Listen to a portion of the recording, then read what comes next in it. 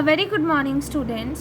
Today we are going to discuss our next theorem, which is Dirichlet problem that can be solved for a unit disk. The statement for this problem is, let D be the region of the type Z where mod of Z is less than 1, and suppose that f is a function from boundary of D to R is a continuous function.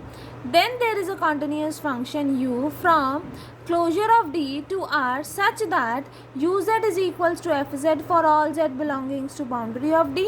Second, we are to prove that u is harmonic in D, and moreover u is unique and is defined by the formula u re iota theta is equals to 1 by 2 pi integral within the limits minus pi to pi pr theta minus t f e iota t dt. Is it right student? हमें ये सब proof करना है, तो हम ये consider करके चलेंगे, ठीक है. And we will prove all this part that u z is equals to f of z for all z belongings to boundary of D. U is harmonic in D and we will prove that u is unique. Is it right student? Now let us start our proof. D यहाँ पर हमारे पास किस type का है? Of the type z where mod of z is less than 1. Boundary है तो इसका मतलब वो डोमेन की बाउंड्री पर होगा तो इसका मतलब mod of z is equals to 1 होगा. D closure means D union boundary of D, that is इसमें क्या है? Mod of z less than 1 है और इसमें mod of z equals to 1 है, तो इन दोनों की यूनियन करेंगे तो क्या आ जाएगा? Less than equals to 1. Means D closure is equals to mod of z less than equals to 1. Clearly D closure is equals to D union of boundary of D. Now we will define a function u from D closure to R by किस तरह से? that u re iota theta is equals to 1 by 2 pi integral within the limits minus pi to pi pr theta minus t f e iota t dt. ठीक है. for r greater than equals to 0 less than 1 and theta greater than equals to 0 and less than equals to 2 pi. अब हम late करते हैं that u e iota theta is equals to f e iota t. तो clearly by this equation हम कह सकते हैं that u z is equals to f of z for all z belongings to boundary of D, तो which completes are the proof of first part.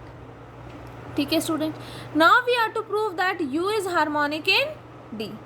ठीक है, u is harmonic in D तो means अगर हमारे पास कोई function analytic आ जाता है तो वी कैन से दैट कि उसके रियल और इमेजिनरी पार्ट क्या होते हैं? हार्मोनिक. ठीक है, तो उसी बेसिस पे हम अपना ये वाला पार्ट प्रूव करते हैं. Start its proof. Now we will show that u is harmonic in D.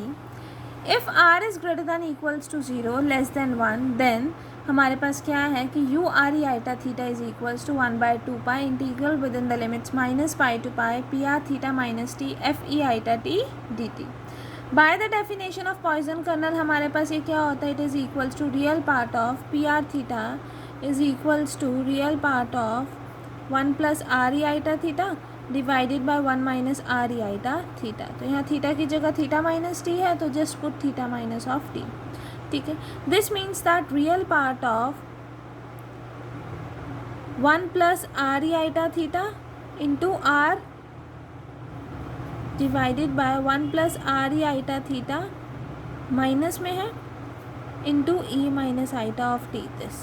ठीक है, तो यहाँ से आप e minus iota t common लेंगे तो आपके पास क्या आ जाएगा? E iota t plus r e iota theta divided by e iota t minus r e iota theta with f e iota t. That is we can say that u r e iota theta is equals to real part of 1 by 2 pi integral within the limits minus pi to pi e iota t plus r e iota theta divided by e iota t minus r e iota theta f e iota t d t. अब हमने एक function define करा that is g from D to complex plane by g z is equals to this. G z इसके equal कर दिया. अब clearly ये जो फंक्शन है ये एनालिटिक है. ठीक है, तो इसका मतलब real part of g z क्या बन गया? U z. तो यही मेंशन है यहाँ पर कि here g is analytic and u z is equals to real part of g z. So this implies that कि u is harmonic in D, क्योंकि हमारे पास पता है बाय द डेफिनेशन दैट कि अगर हमारे पास फंक्शन एनालिटिक होता है तो उसका रियल पार्ट और इमेजिनरी पार्ट क्या बन जाते हैं? Harmonic function.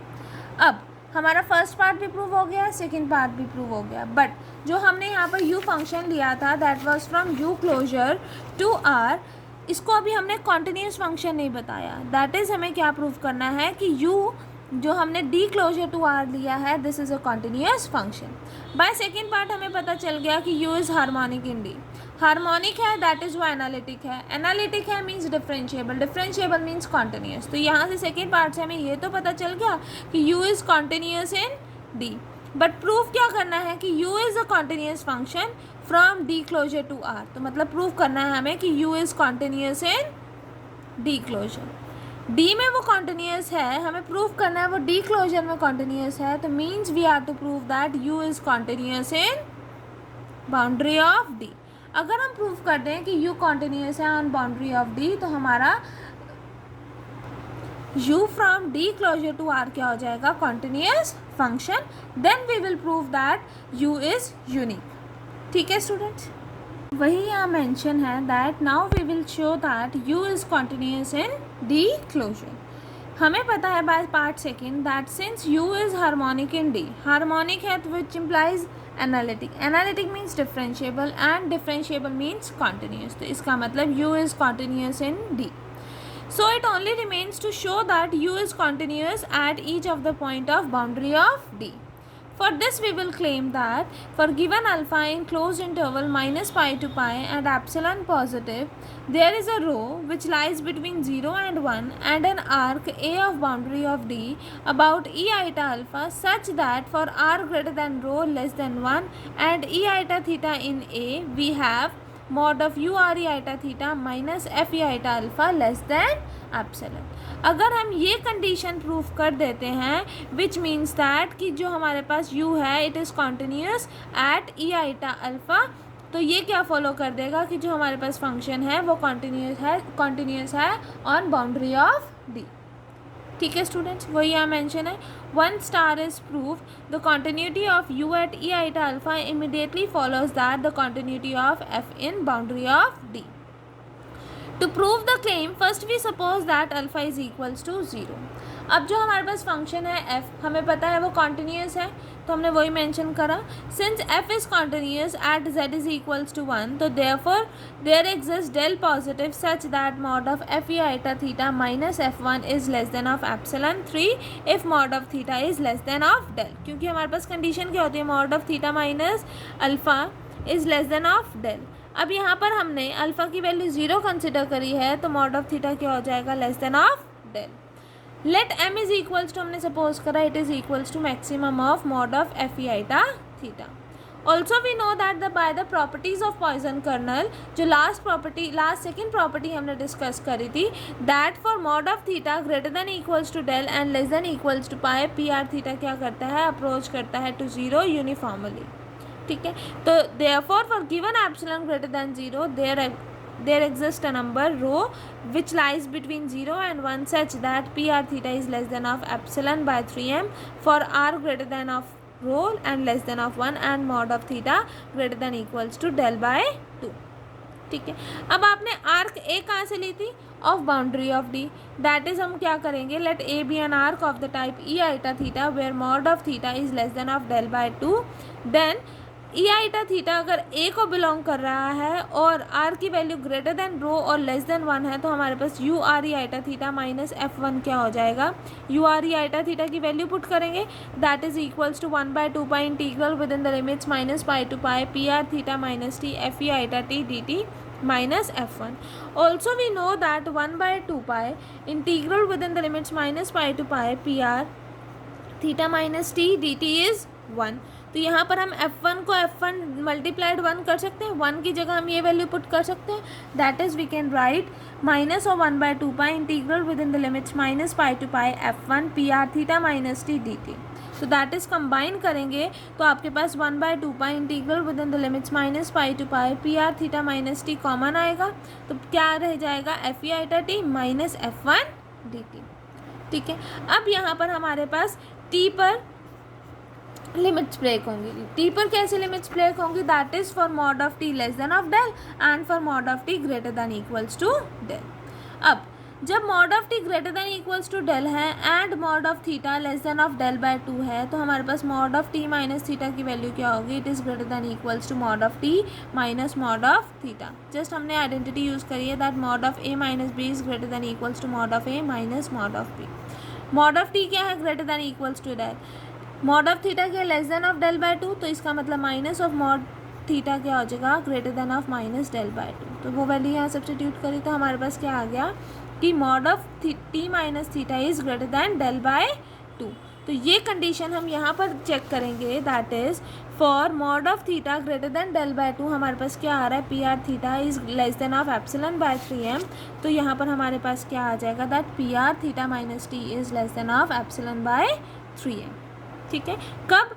If mod of t is greater than equals to del, क्योंकि हमारे पास जो कंडीशंस हैं that for mod theta greater than equals to del by 2 p r theta की वैल्यू क्या होगी? Less than of epsilon by 3m. और ये कंडीशन हमारे पास ऐसी that is mod of t minus of theta greater than del by 2 कब आई है? जब mod of T is greater than equals to del है and mod of theta is less than of del by 2 है. तो इसका मतलब for the region mod of t greater than equals to del p r theta minus t की value क्या हो जाएगी? Less than of epsilon 3 by m.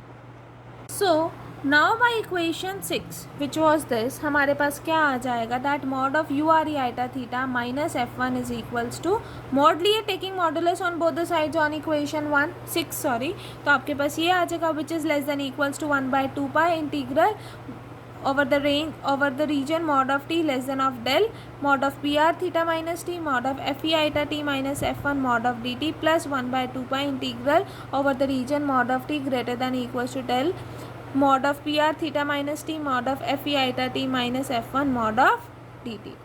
Also by the properties of Poisson kernel हमें पता है कि that pr theta is positive. pr theta is positive means pr theta minus t is also positive.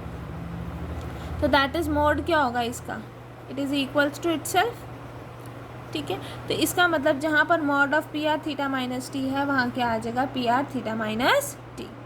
अब for mod of t greater than equals to del हमारे पास इसकी value क्या है? और mod of t less than equals to del हमारे पास इसकी वैल्यू क्या है? For mod of t less than del, देखिए यहाँ पर for mod of t less than of del हमारे पास क्या आ जाएगा? It is less than of epsilon by 3.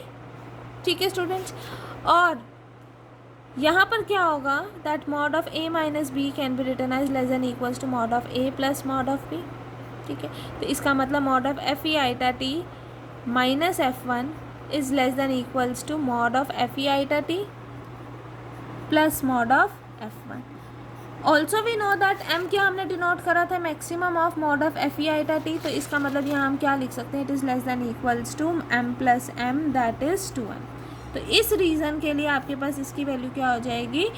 Less than equals to 2m और यहाँ पर less than 3 by epsilon by 3. यही यहाँ मेंशन है. Also by equation 3 and 8 we have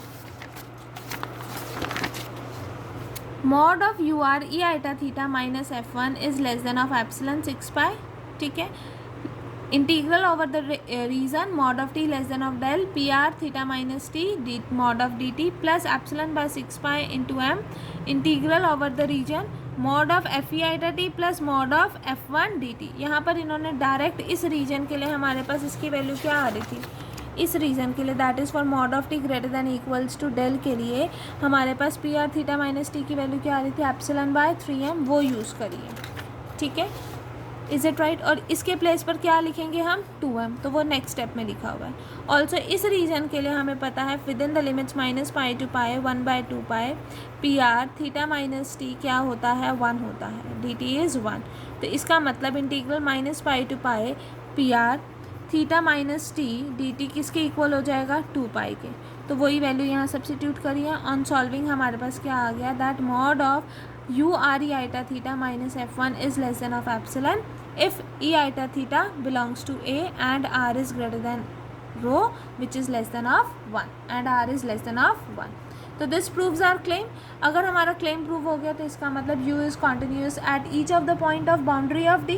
और हमें ये भी मेंशन है कि u is continuous in d. तो दोनों को कंबाइन करेंगे तो हमारे पास क्या आ गया कि u is continuous at each point of d closure. ठीक है student. Now we are to show that u is unique. हम मान लेते हैं u इज़ नॉट यूनिक एक और कॉन्टिन्यूस फंक्शन है. Let v is a continuous function on d closure which is harmonic in D. तो इसका मतलब ये डिरिचलेट प्रॉब्लम्स की कंडीशंस को सेटिस्फाई करेगी. क्या कंडीशंस हैं? That v z is equals to f of z for all z belongings to boundary of D.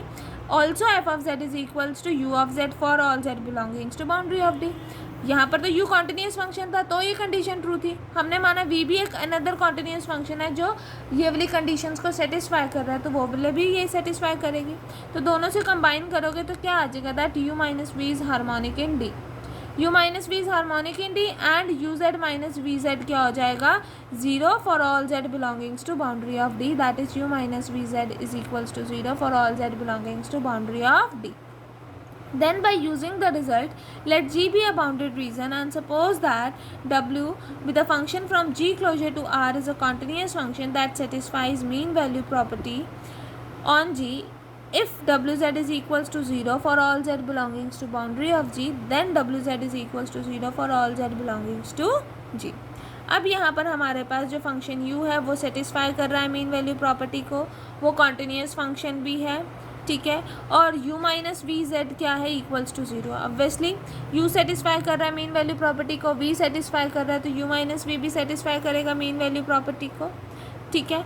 u continuous है, v कॉन्टिन्यूस है, तो u माइनस वी भी कॉन्टिन्यूस हुआ क्योंकि हार्मोनिक है, हार्मोनिक हुआ तो एनालिटिक, एनालिटिक तो डिफरेंशिएबल, डिफरेंशिएबल तो वो कॉन्टिन्यूस हुआ. ठीक है. एंड हमारे पास क्या है? u minus v z is equals to 0 for all z belongings to boundary of d. क्योंकि सारी कंडीशन सेटिस्फाई हो रही हैं इस रिजल्ट की on u minus v, so we can say that u minus v z is equals to 0 for all z belongings to d. That is u z is equals to v z for all z belongings to d. This proves the uniqueness of u.